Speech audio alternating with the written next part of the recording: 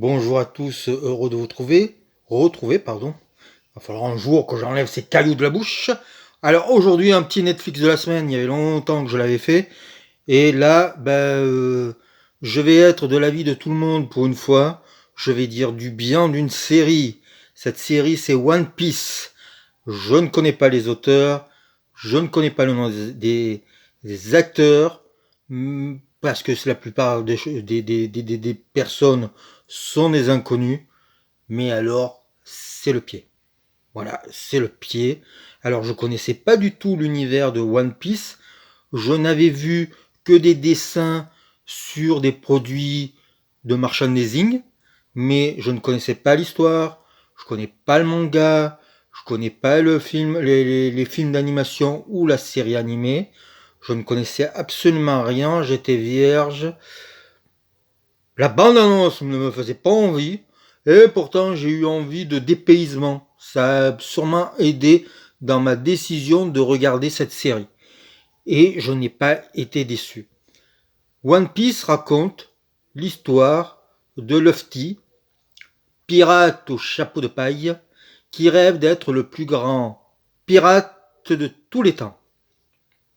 Et dans cette première saison, eh bien, ils vont nous raconter comment il a créé son équipage, comment il va avoir son bateau et le but de cette traversée, de cette odyssée. En fait, il veut devenir le plus grand pirate de tous les temps en trouvant un trésor légendaire qui s'appelle le One Piece. Et ensuite, on a tout le long des épisodes la présentation de plusieurs personnages qui vont apporter du plaisir en plus aux spectateurs puisqu'ils sont tous plus ou moins différents. Alors on est dans du fantastique, on est dans de la série de pirates, on dirait presque dans la SF puisqu'on est dans un univers complètement imaginaire, ou alors on pourrait appeler ça de l'heroic fantasy, du manga. Euh, Il y a des pirates poissons, il y a un pirate à tête de clown qui, voilà, le héros est élastique. Il va voir comme ami un champion du sabre, il se bat avec 3 sabres. Il va rencontrer un cuisinier, le roi du kung-fu. Il va rencontrer une jeune fille rousse qui sait naviguer et qui est une chapardeuse. Il va rencontrer un trouillard, mais très bon au tir de lance-pierre. Il va aussi se retrouver confronté face à son grand-père, qui ne veut pas qu'il devienne pirate. Et son grand-père est amiral dans la marine. Euh, L'univers est coloré. L'univers est fait pour la plupart des décors en dur. Et c'est des décors, on sent bien, j'allais dire le polystyrène, on sent bien que c'est neuf. Il y a un côté, je dirais, j'allais dire péplum italien. C'est pas tout à fait ça, mais il y a un côté décor des studios hollywoodiens. Ça fait décor, mais ça, en fait, c'est ça qui est plaisant. C'est-à-dire que on sent le toc. On sent que qu'on ne cherche pas à nous raconter quelque chose de réaliste ou de métaphorique. Non, on est dans un univers complètement fou. Rien n'existe.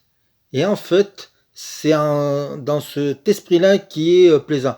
Alors oui, c'est trépidant, c'est rythmé. Il y a des scènes drôles. Alors, je ne l'ai pas mis dans mes coups de cœur parce qu'il y a quelques épisodes un peu trop longs.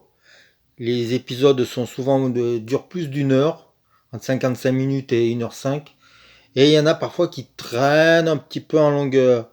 Mais euh, c'est vraiment le défaut. Sinon, c'est amusant, divertissant. Ça se regarde en famille. C'est touchant. On est dans la pure fiction, moi je dis on est dans même le côté...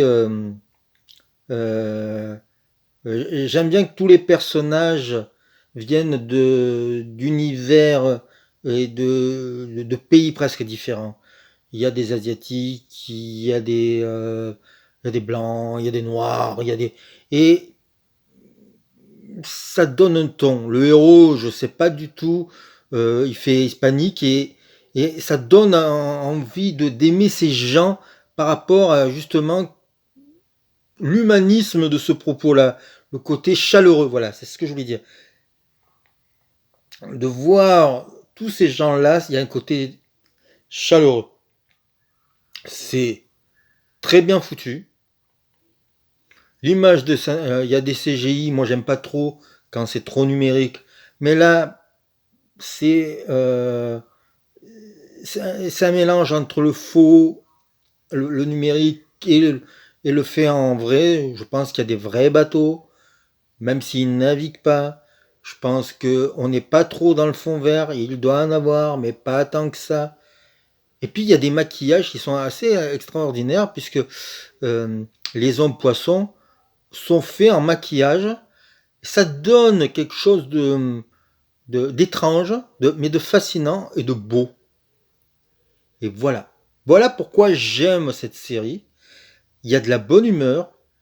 On sent, bon, on peut le temps passer, mais euh, il y a peut-être des épisodes un peu inutiles, mais sinon, on s'ennuie pas. Et c'est déjà le principal. J'ai hâte de voir la saison 2.